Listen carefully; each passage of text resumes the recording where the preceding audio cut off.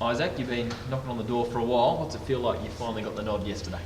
Yeah, it was absolutely a pretty big moment in my footy career, and it was actually pretty surreal. I didn't actually know it was coming, and it was a pretty good surprise on your morning at training. Yeah. Given you had a minor injury last week, as you say, did you think this probably wasn't the week you'd get your debut? Yeah, there's probably a few doubts going through my head, but I knew I'd done everything upstairs with Paula and a lot of the physios, and I felt pretty confident in my body. So yeah, I was just excited to be back, and yeah, pretty happy to be here. Do you wonder when your mates have a dream that you'd make your debut against Hawthorn? Yeah, no, it's true. He told me about 10 days ago, I reckon he had a dream that I'd play against Hawthorn, and yeah, it's come true, so how good. I wonder why Hawthorn? Yeah, well, his family actually go for Hawthorn, so there's a bit of a connection through there, so yeah, it's pretty cool. Anything else in the dream? Best on ground or goals? Or Nah, anything like that? I didn't nitpick all the details, but yeah, hopefully. What about a win? Friday night lights in the gym. Yeah, it'd be pretty cool. I've actually played a night game in a while, it seems like, so I'm super excited to get out there and play with all the boys. All the family coming along? Yeah, I got the whole squad, so there's 13 of us in my immediate family, so there's going to be a whole bunch of Quaynors running around the change rooms, hopefully after a win, but yeah, it'd be super exciting for everyone. Will you be on for the whole game, do you think? Has Nathan given you any hints how long you'll be on the field? No, I'm not sure yet. I think I'll just play by ear and see how it goes. Straight into the back six. Yeah, I'm playing down defence, so that's where I've played most of my football and feel most comfortable, so just excited to play my role. People obviously around the club have said from the time you got here, you were pretty much described as ready-made to play AFL footy. I mean, how ready-made do you feel? Oh, I feel pretty ready-made. I think I've done a fair bit of work in the gym over the last couple of years to prepare my body, and I think mentally getting into the club and understanding my role has been really important for me, and I feel pretty confident in that regard. So yeah.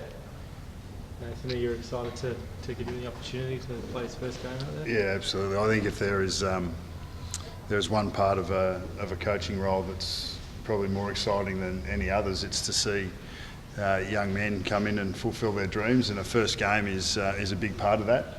And Isaac's been playing really well in the VFL, for the majority of the first half of the year. Has dropped into the system, into our environment really well. Has given of himself, in meetings, in training, in the gym, and clearly on match day. So, it's a good moment to be able to share that decision with the playing group and with Isaac himself, and I'm sure that that moment has come, and there's an excitement that comes with it. But Isaac's, we're really confident that he's got the goods to be able to bring his strengths to the table and explore his next stage of development at the top level. What do you expect him to bring to the side? Bucks obviously he's got some dash and Yeah. vigour and all that sort of stuff. Yeah, we expect all our defenders to win their one-on-ones and to work together as a unit. To make it hard for the opposition to score first and foremost. So Isaac has the balance right in that regard. He's a very strong physical player, a good one-on-one player, strong in the air and strong on the ground. His GPS numbers indicate that he's right up there in terms of the physical attributes required to play the game. He does provide a bit of dash when the opportunity provides. So we can. That's what he's shown at VFL level, and now he gets a chance to test himself at the top. And it's probably a bit unusual to get a debut on the back of missing a game, as you said about the groin injury. What were the considerations with that? Yeah, well, look, I suppose it's a little bit of management. Isaac may have played last week if it wasn't for our feeling that he needed to just have a week of offload. We'll continue to make the right decisions for all our players in regards to where they're at physically and what we need as a group. And when it came to the decision on who to bring into our back seven, Isaac was the player that we need right now, and he's more than ready to fill a void.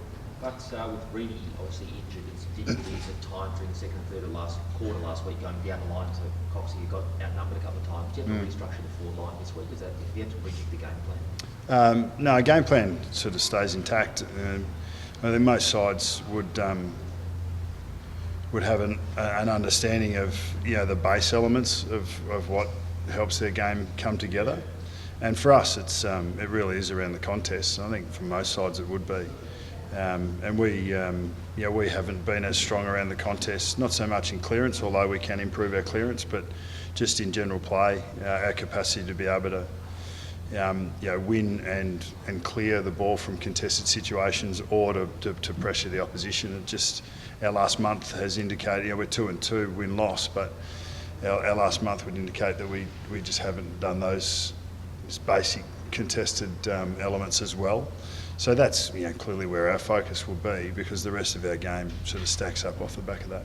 Are you able to declare whether Elliott will play AFL or VFL? Oh, Billy will come back into the side, so that'll be announced, with our squad this afternoon, or 5 seconds ago. Spear, is he going to be back this week? How long is he out for with the concussion? Sorry, who's that? Braden Sire, yeah. That's right. No, we get it too. Sire. But he went in the second half of the game, just wasn't right to go. So we had to make the medicos. The doc made the call on him, but his symptoms dissipated pretty quickly after the game. And we've run him through a few tests, and he's ready to go. So it was a big hit, the first one that he copped, and he was able to sort of carry it for that first half. But we missed his contested ball and decision making through the midfield for the game. Nathan, were you proud of the openness shown by Dane Beams in his post last night? I imagine to a lot of people from the outside looking in, it seemed a pretty raw thing to admit to. Yeah, I think the football environment and society in general are a little bit more open-minded to embracing mental health and the challenges that it represents. And we'll continue to support Dane and all our people as much as we possibly can. So I mean, obviously the release was around him stepping away for a period of time. We'll continue to support him in whatever he needs for his well-being and mental health. And I think Dane's a fairly open person, and I think he's been challenged by his circumstances the last couple of years in particular, and it could have been longer than that. Who knows? But it's not unlike him to want to share that, and I don't think that we're in a good position now as a society to see that for what it is and to maintain, to allow that to take place and to maintain the privacy that's required, but at the same time to support as much as we possibly can, no matter how close or far away you are from the circumstance. Was it confronting for you to read last night's post when he says he's a broken man? No, and I can see, I believe that was the headline that was run with in the back of the paper, and I can see how that how it would be a headline, and but once again, that's I think we all feel broken at some points of our life. I suppose we don't always tell the world when that is, but if you are struggling within yourself, having the honesty and openness to admit and acknowledge that is the first step towards finding your way back together. I think, as I said, none of us are perfect people. All of us have challenges. We all try and put on a brave front in some shape or form. But when you're a public figure, it can can add to that pressure, and I'm sure Beamsy has felt that. Is it purely the pressure? Sorry, is it purely the pressure of the game these days and the scrutiny from social media and so forth that is causing this? Because it's so prevalent, really, compared to years ago, mental illness and playing the game. Well, we could have a really strong philosophical discussion on where mental health issues have come from, whether they're bigger than they were, or if it's simply that we're lifting the lid and realising that it was, that the prevalence is higher than we ever thought, because a lot of people didn't want to talk about it or weren't as aware of it. So I don't think it's solely to do with the industry. I think it's a societal issue, and we'll, as I said, we support our people as well as we possibly can. We want, in particular, our players and our staff to be valued not just for the attributes that they bring professionally, but for their personal qualities and and have them understand that just being the best of them is contributing to us. So that's I think that's a big part of building that resilience in a mental and emotional capacity. Nathan, Wayne Schwartz has called out some trolls this morning that have attacked that post. Yeah. Just how disappointing is that when a player chooses to be open and that happens? Yeah, I think there's a lot of different opinions in society, and if we go to the dregs or the 1% and we give that too much attention, we're actually taking our eye off what is, what the average response would be, which would be, real care and empathy and support. So I think that's the most prevalent response that we get. How did the group take it when you told them yesterday? Well, they, some guys are more aware than others, closer mates, but that's generally how it happens. It's not all black and white. Once, what we try and do is give the information to our environment as quickly, as promptly as we can, so that everyone feels respected, that information is shared internally. That gives them the chance to support Dane in any way that they wish. Just on the team, you strong words after the game about the attack on the ball last week. Are you 100% confident you get the right response tomorrow night, or have you approached that with the group during the week? Oh, we reviewed as we normally do on the Monday, and generally what we do in review is show the elements of the game that were most pivotal, whether in a win or in a loss, or from a learning perspective or a growth perspective, is where the areas of opportunity are for us. So that's where we went on Monday, and our week has progressed, with an eye on tomorrow night and how we're going to be able to perform at our optimum, which we didn't last week. So that's the challenge. 9 teams lost last week. We're one of them. We're in a pretty good state in regards to our win-loss and where we've set our season up to be, and the next 8 weeks will be whatever we want to make of it, but it starts for us tomorrow night. It's not something you've said about this group for a long time, though, so do you assume it's pricked them a little bit? Oh, I don't know.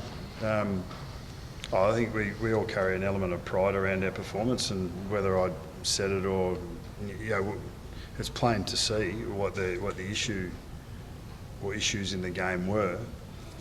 I suppose the coach's job in some shape or form is to shine a light on it for the players, but the players were more than aware of where we fell down on the weekend, and all credit to the opposition. But we've got to present ourselves a little bit better than we did. Do you stand by describing it as an embarrassing performance? Yeah, it was, but that was then. So now we look forward. Have you had to say much this week, or as you kind of mentioned, the boys know what needs to be done? It's been a short week for us. I don't know if we really need to say a great deal. We hit the key items. We communicate openly and honestly. If there's an opinion or a perspective that's going to help us be better, then we share it, and then we get back to learning and growing and trying to improve our performance on match day. So that challenge is there for us tomorrow night against an opposition that challenge a lot of sides with the way that they go about it, and might feel that they have a bit of a window into how to knock us over. So it's a competition, and we're looking forward to it. Nathan. Aish, hamstring training all right? Is he fair chance that he comes back? Can't give you the whole squad, mate. Tune in at 5 o'clock. Nathan, when you're preparing a player to debut, how much have things changed? I imagine you were delighted social media wasn't around when you were debuting. Is that an extra part of it, just preparing these guys for the scrutiny that they face? I don't know, mate. How's social media impacted you this week? I've got a few extra followers than usual. More than the coach? I'm not sure. A day. Probably not. No, it hasn't really affected me at all. I just kind of go about it as I usually would. I think in the end, we were able to share a video, with our supporters and the general public about, me announcing Isaac, and I think that there's a lot of there's a lot of challenges that come with the ease of contact between supporters and the players themselves, and trolls, if you want to call them that. But at the same time, there's a lot of positives that can come from it as well, like the openness, and we can bring our supporters and our members into our environment a little bit closer, and our media department do a great job with that. Just Tommy Langdon, where's he at? He's just out the Is back he? there. He's having lunch, is he? Yeah. How's his knee? No, he's travelling pretty well, actually. His last 3 or 4 weeks have been really encouraging. It really is a day-by-day thing with him to take the next steps and to see how his knee responds. But it's comparative to where it was 8 weeks ago. It's actually quite positive, and he's, as I said, he's sort of tracking towards a return. He won't be up in the next couple of weeks, but if he's able to continue to track in the direction he's going, then he's a live possibility of returning for us at the back end. So he's avoided the surgery at the moment? No surgery at the moment, yeah. Just one more on Elliot. That's missing 7 weeks. I mean, he just takes inside the considerations there. Yeah, well, his last month of training's been huge. The volumes that he's done have been through the roof. So we've been really, he's done a lot of work. He's over ready. He could have played last week, but his training's been huge. He's ready to take the next step, which is to play. Beautiful. Thanks, guys.